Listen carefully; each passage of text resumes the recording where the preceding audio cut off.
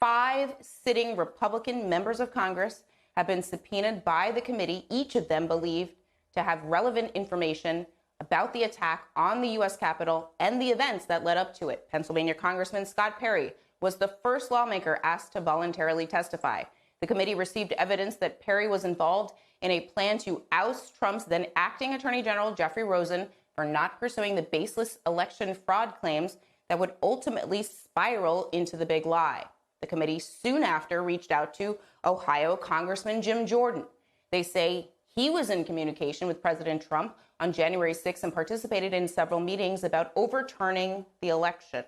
The committee says Arizona lawmaker Andy Biggs worked to convince state officials that the election was stolen.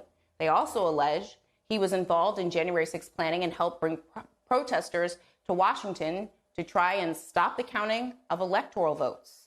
South Carolina lawmaker Mo Brooks told rallygoers on January 6th to, quote, start taking down names and kicking ass. On top of that, he's openly stated that Trump asked him to help, quote, rescind the 2020 election. And finally, though a bevy of leaked audio recordings exist, we know that House Speaker Kevin McCarthy felt Trump bared responsibility for the attack. The committee says the top Republicans spoke with Trump before, during, and after the insurrection, and they want to know what he had to say. It's not every day we see members of Congress get subpoenaed by Congress. It feels unprecedented. But as January 6th committee member Jamie Raskin says, so was the insurrection. An attempted coup and a violent insurrection at the Capitol interrupting the peaceful transfer of power are unprecedented events. And so people have asked, does this set a precedent for the issuance of subpoenas for members of Congress in the future if there are coups and insurrections? And I suppose that it does.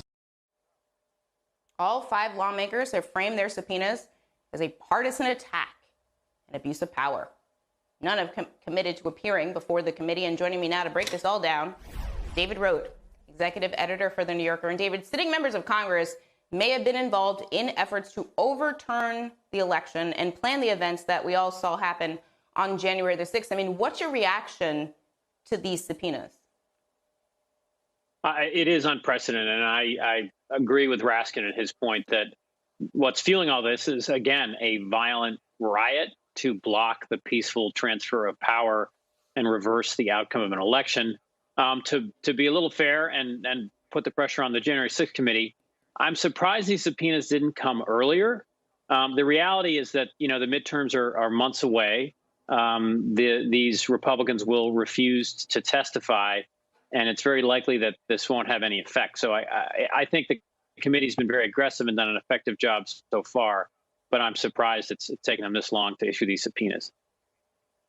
It's an important point about the timing of all of this, and I think that what we've seen in the past is court challenges delay this process to the point where, as you said, it might run up against the midterms and not matter any longer, especially if the House changes into a Republican majority. But what do you think it says about this moment in history, specifically, that really the strength and credibility of congressional oversight, like as a whole idea, is being challenged by members of the same body themselves and in the context of an attack on the Capitol? I mean, it feels like when you say that sentence out loud and complete it, like unprecedented might not even be strong enough.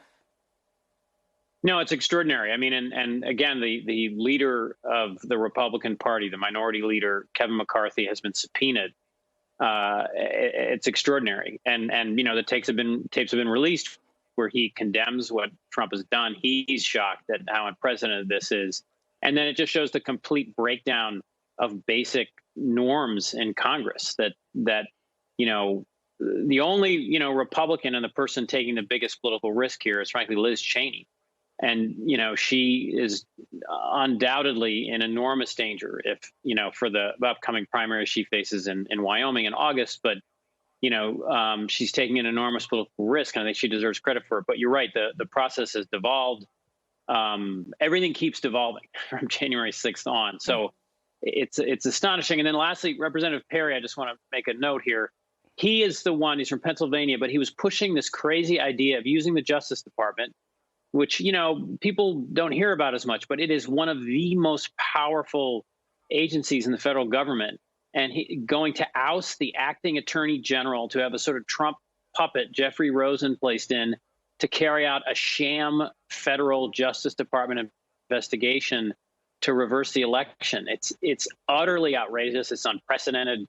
Richard Nixon didn't do things like this. So it's amazing what's happening. But again, anyway, and then the stakes, we'll see what plays out on these hearings that are, they're going to start soon in June. So it's just a big and very fraught moment. One of the things I thought of today as I saw Kevin McCarthy's reaction to the subpoenas, he essentially criticized the committee as a partisan witch hunt. But I'm old enough to remember the Kevin McCarthy of the Benghazi hearings. And so I wanted to play a bit of sound of him talking about the Benghazi hearings. And if you all recall, Hillary Clinton did show up to testify for over 11 hours in that hearing. Let's take a look at what Kevin McCarthy said back then. Everybody thought Hillary Clinton was unbeatable, right? But we put together a Benghazi special committee, a select committee. What are her numbers today? Her numbers are dropping. Why? Because she's untrustable. But no one would have known any of that had happened had we not fought and made that happen. Good. Does the existence of this information dilute their argument that this committee, which does include two Republicans, Adam Kinzinger and Liz Cheney, as you mentioned, is a partisan witch hunt? Look, this is politics, and those are sort of talking points. But I think there's a huge difference between the Benghazi investigation, the January 6th committee investigation. The events of January 6th are far more serious. Benghazi was consistently exaggerated by Republicans. But, the danger for the committee, so the first primetime hearing will be on Thursday, June 9th.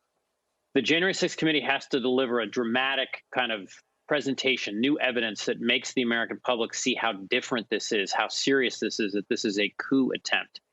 If they don't do that, as you said, we've devolved into this, culture of congressional investigations that are just, attempts to smear each side. The Republicans are more extreme about it. Again, Benghazi was completely exaggerated by the Republicans. But this is so bad for democracy, where Congress is just, used to sling mud at the other side. And it was different for the Watergate investigation, the Iran-Contra investigation. So all of this is very bad for our democracy, and the stakes are enormous. David Rohde, thank you so much for starting us off today. Please stay safe.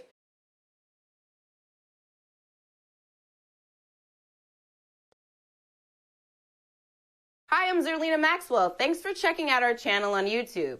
You can see more from Zerlina by clicking any of the videos on this screen, and make sure you subscribe below to stay up to date on the day's biggest stories. Thanks for watching.